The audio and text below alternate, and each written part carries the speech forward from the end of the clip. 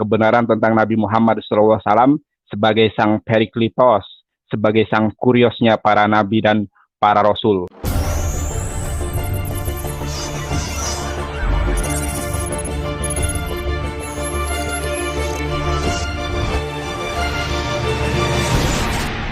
Assalamualaikum, selamat datang kembali di channel ini. Kali ini saya akan mereview debat antara Pak Nandar dan juga Pak Deki. Dalam perdebatan itu saya ingin mereview karena perdebatannya panjang banget guys. Saya hanya ingin mereview opening statement dari Pak Nandar ini.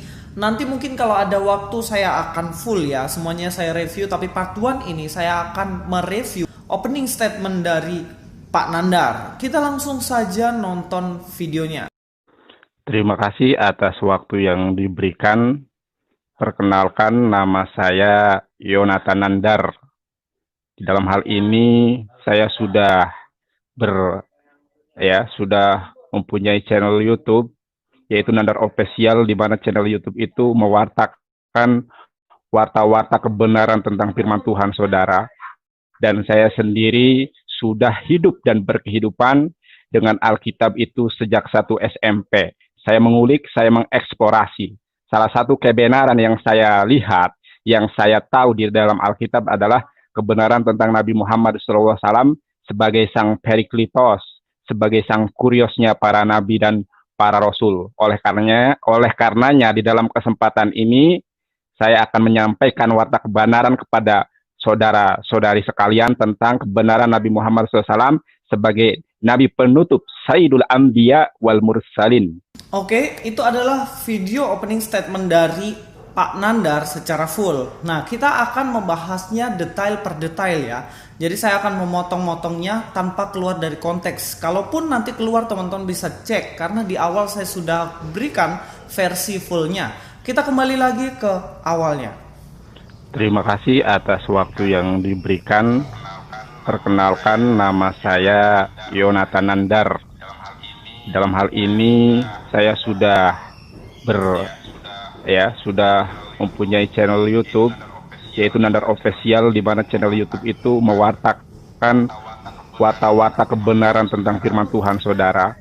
Nah, di sini dia mengatakan bahwa channel YouTube-nya adalah mewartakan kebenaran firman Tuhan Anda. Saya bingung di sini. Sebenarnya Pak Nandar ini agamanya apa? Kalau agamanya Islam, lebih baik Bapak itu mewartakan kebenaran Al-Quran kepada semua orang. Beliau mengklaim mewartakan kebenaran, tapi kebenaran firman Tuhan yang mana? Kalau dalam firman Tuhan Alkitab, saya rasa ini sebuah kekeliruan yang sangat fatal. Karena yang pertama, Pak Nandar tidak pernah belajar secara full tentang teologi. Kedua, gelarnya aja SHMH, yaitu hukum. Lalu begini, kalau Anda aja belajar hukum, lalu belajar Alkitabnya dari mana? Apakah Anda bisa dikatakan ahli teologi kalau Anda hanya belajar hukum? Sama halnya saya, kalau saya mengajar tentang hukum tentunya saya nggak bisa. Karena saya tidak berkompeten di situ. Itu yang pertama. Tapi saya lihat motif dari Pak Nandar sendiri. Sebenarnya dia ingin mempromosikan channel YouTube-nya dengan cara mengajak debat orang-orang yang sudah memiliki subscriber tinggi. Tapi biarlah, itu motivasi dia sendiri, saya tidak berhak menghakimi. Tapi saya hanya melihat hal ini. Tapi sekali lagi di sini kita akan berfokus untuk meluruskan pengajarannya. Apakah benar yang diajarkan Pak Nandar ini tentang kebenaran Alkitab? Mari kita langsung cek videonya lagi ya. Dan saya sendiri sudah hidup dan berkehidupan dengan Alkitab itu sejak 1 SMP. Saya mengulik, saya mengeksplorasi. Salah satu kebenaran yang saya lihat, yang saya tahu di dalam Alkitab adalah kebenaran tentang Nabi Muhammad SAW sebagai sang Periklitos. Oke, di sini kita lihat dulu yang pertama, bagaimana beliau mengulik katanya sejak kelas 1 SMP. Nah, kalau dibilang belajar Alkitab, kalau anak-anak Kristen tuh udah sekolah minggu dari umur 3 tahun ke bawah. Di gereja saya sendiri ada anak sekolah minggu 3 tahun ke bawah, batita. Ada balita, mereka juga belajar Alkitab tidak dari SMP, tetapi mereka belajar dari batita. Tetapi apakah itu menjadi ukuran kita jadi orang yang pintar dalam Alkitab? Belum tentu guys. Karena ada orang yang belajar Alkitab itu memang untuk mau belajar, yang kedua untuk mau mencari celah untuk bisa menjatuhkan. Tapi saya tidak tahu Pak Nandar ini dari 1 SMP belajar apa. Tetapi kita lihat ya, bagaimana Pak Nandar mengatakan bahwa dirinya belajar Alkitab dan dia menemukan kebenaran tentang nabinya. Nah, nabinya sebagai apa? Dikatakan sebagai Periklitos. Ingat ya statementnya, Periklitos. Kita dengar sekali lagi. Yang saya tahu di dalam Alkitab adalah kebenaran tentang Nabi Muhammad SAW sebagai sang Periklitos. Dengar ya, Periklitos. Sebenarnya dari sini aja Pak Nandar ini udah kebingungan sebenarnya, tidak tahu bahasa Yunaninya. Nah, kalau dibilang ini bukan Periklitos. Kalau kita lihat dalam Yohanes 14 ayat 6, ho de parakletos to pneuma to agion. Bahasa Yunani yang dipakai di situ bukan Periklitos, guys, tetapi parakletos. Ingat ya, parakletos. Tetapi secara spesifik sebenarnya ayat ini tidak menunjuk kepada nabinya Pak Nandar. Dalam Yohanes 14 ayat 26 dikatakan, tetapi penghibur yaitu Roh Kudus yang akan diutus oleh Bapa dalam namaku, dialah yang akan mengajarkan segala sesuatu kepadamu dan akan mengingatkan kamu akan semua yang telah kukatakan kepadamu. Jadi tidak ada secara spesifik menunjuk kepada nabinya Pak Nandar. Benar ya dalam ayat ini. Dia hanya mencocokmologikan kata Periklitos yang padahal Parakletos itu dengan nabinya. Tetapi ada satu celah yang dia harus tahu. Kata Parakletos itu dikaitkan dengan Roh Kudus. Makanya bahasa Yunaninya di situ tulis Parakletos to pneuma to agion. Pneuma, kata pneuma itu artinya roh. To agion artinya kudus. Jadi Roh Kudus. Parakletos di sini adalah Roh Kudus. Nah, kalau mengenai hal ini Pak Nandar sebenarnya harus clear dulu. Percayakah Pak Nandar dengan Roh Kudus? Bahkan di dalam kitabnya Pak Nandar sendiri, Roh Kudus itu kan disebut sebagai Jibril ya. Nah, sekarang yang saya mau tanya, Pak Nandar ini sudah clear belum pengertiannya tentang Roh Kudus? Roh Kudus ini malaikat Jibril atau Roh Kudus itu nabinya Pak Nandar? Nah, harus dipilih ini. Kalau sudah clear baru bisa dimasukkan ke sini. Sang penghibur yang adalah Roh Kudus itu. Kalau di dalam Kristen ya teman-teman saudara semuanya, teman-teman harus tahu jangan sampai salah paham. Nanti teman-teman pikir ayat ini adalah menubuatkan nabinya Pak Nandar. Tidak sama sekali. Di sini sebenarnya menubuatkan tentang Roh Kudus, pencurahan Roh Kudus yang ada di dalam Kisah Para Rasul.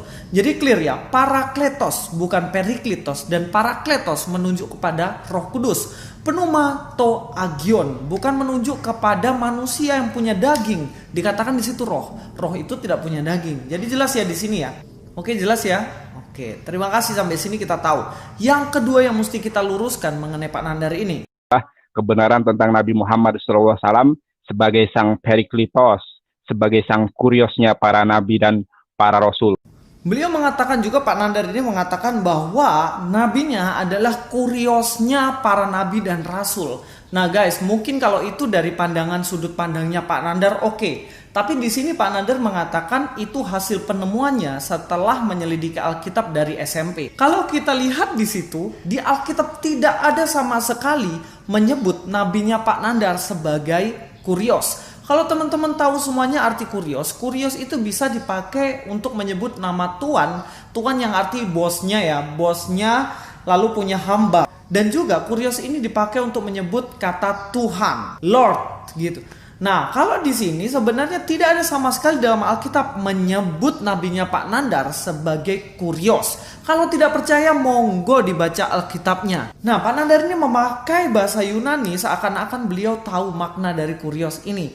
Sebenarnya, kalau kita tahu, justru yang pernah dipanggil kurios adalah Yesus. Dalam Matius 22 ayat 45, Eon David kalei auton kurion. Daud yaitu Daud, kalei yang artinya memanggil. Memanggil siapa? Memanggil Yesus dengan sebutan kurion atau kurios. Yesus disebut Tuhan oleh Daud bahkan. Dan orang-orang pada perjanjian baru, murid-muridnya, rasul-rasulnya menyebut Yesus juga sebutan kurion. Kalau di dalam Alkitab ini sama sekali tidak ada catatan satupun yang mengatakan bahwa nabinya Pak Nandar disebut sebagai kurion. Jadi jelas ya teman-teman, jangan sampai teman-teman salah paham bahwa mengatakan nabinya Pak Nandar sebagai kurion. Itu tidak ada sama sekali di dalam Alkitab. Mudah-mudahan informasi yang saya sampaikan ini boleh berguna bagi kita semuanya. Saya hanya ingin meluruskan apa yang menjadi kebenaran di dalam Alkitab. Jadi ingat, Parakletos adalah untuk Roh Kudus, yang kedua kurios hanya untuk Yesus. Saya membuat video ini bukan atas dasar kebencian, tapi karena atas dasar kami mengasihi kalian semuanya, supaya kalian tidak salah paham dengan kekristenan. Don't forget to love people today, and Luis Prasetyo di sini. God be with you.